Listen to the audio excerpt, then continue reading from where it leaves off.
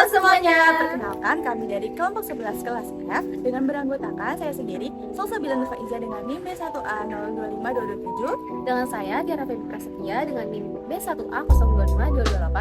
Saya Lodia Lelani dengan NIM B1A025229 yang akan menyajikan Topik sistem reproduksi, perkembangan, dan motorik dengan konsep kunci sistem rangka mengubah kontraksi otot menjadi penggerak dengan judul olahraga dan aktivitas fisik, jenis-jenis interaksi, akibat, serta aplikasi dalam kesehatan. Selamat menonton! Pengenalan otot dan aktivitas fisik. Yang pertama itu ada motorik kasar. Apa yang dimaksud dengan motorik kasar?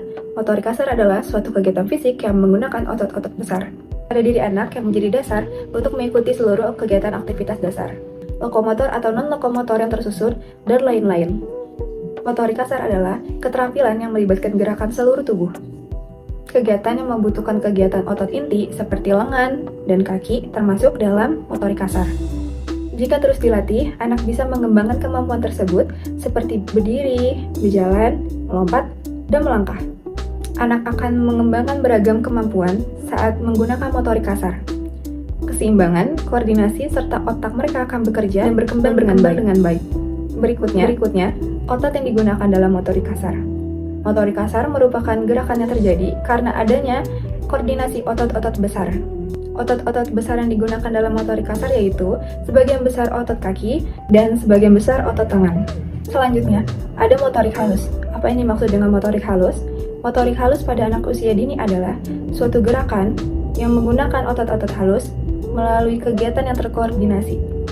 Mengkoordinasikan antara mata dan tangan seperti memindahkan suatu benda ke suatu tempat ke tempat yang lainnya, menggunakan pensil atau krayon untuk menggambar. Yang berikutnya, otot yang digunakan dalam motorik halus. Motorik halus adalah gerakan yang membutuhkan otot-otot kecil atau halus, contohnya seperti jari dan tangan, yang sering membutuhkan keterampilan dan koordinasi mata dengan tangan yang membutuhkan sebagian anggota tubuh tertentu. Berjalan, berlari, atau berolahraga dapat meningkatkan daya tahan kardio, kekuatan otot, dan fleksibilitas. Aktivitas fisik juga berperan penting dalam memperbaiki postur tubuh, mengendalikan berat badan, memperbaiki kelenturan sendi, dan menurunkan risiko penyakit kronis seperti penyakit jantung dan diabetes. Di sisi lain, jika terjadi kesalahan pada saat aktivitas fisik, maka akan menyebabkan terjadinya cedera, nyeri otot, nyeri punggung, serta nyeri muskuloskeletal. Terjadinya nyeri punggung adanya korelasi antara aktivitas fisik dan struktur abnormal tulang belakang lumbosakral termasuk penyempitan diskus intervertebral serta meningkatnya kandungan lemak.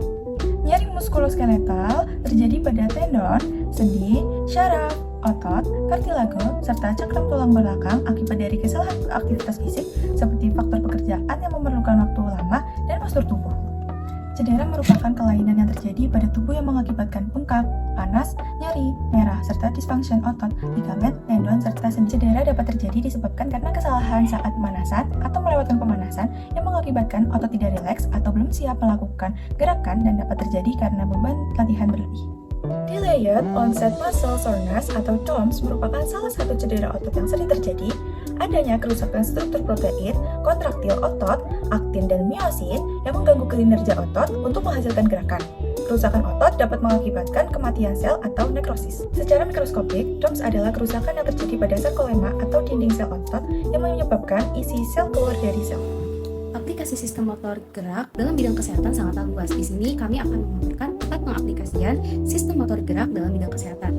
Yang pertama ada fisioterapi. Fisioterapi ialah sistem motor gerak yang digunakan untuk membantu pemulihan pasien dari cedera ataupun penyakit yang mempengaruhi kemampuan gerak seperti stroke, cedera saat olahraga, ataupun operasi.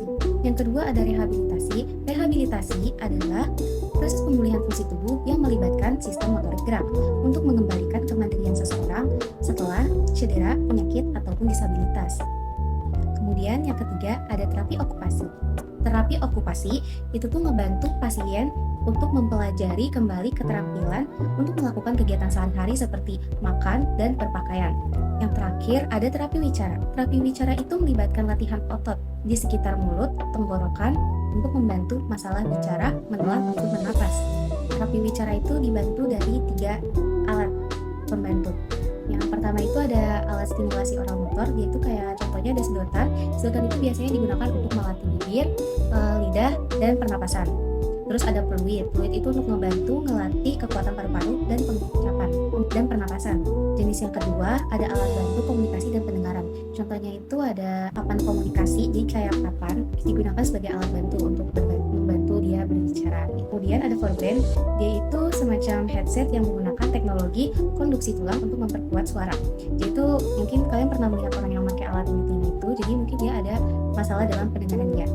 Dan yang terakhir ada alat daya tambahan. Contohnya itu cermin untuk membantu pasien melihat mereka saat berlatih. Terus ada timer untuk mengukur waktu latihan pasien.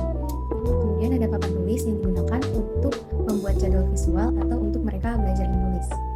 Dan juga ada beberapa contoh aplikasi sistem motor gerak dalam bidang kesehatan. Yang pertama ada gain analysis, yaitu analisis gerak untuk mengetahui masalah gerak dan mengembangkan program rehabilitasinya.